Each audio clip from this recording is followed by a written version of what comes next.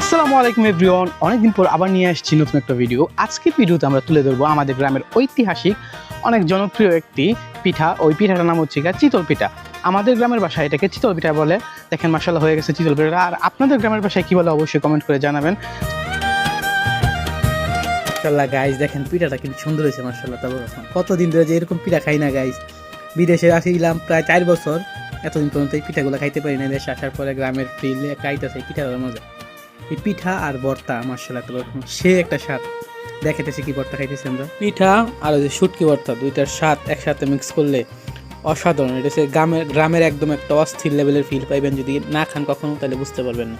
একদম ফ্রেশ সব জিনিসগুলো, শহরের মতন বেজাল টেজাল না, বুঝছেন? অসাধারণ মাশাআল্লাহ, অসাধারণ। আজকে পিঠাটা সেই হয়েছে। আসলে আমার আম্মু বানাইছে, যেহেতু মার হাতের জিনিস সব কিছুই ভালো। তারপরে মাশাআল্লাহ অনেক পরিমাণে ভালো হয়েছে। তো আজকে এই পর্যন্তই। ভালো থাকবেন, সুস্থ থাকবেন। আল্লাহ হাফেজ।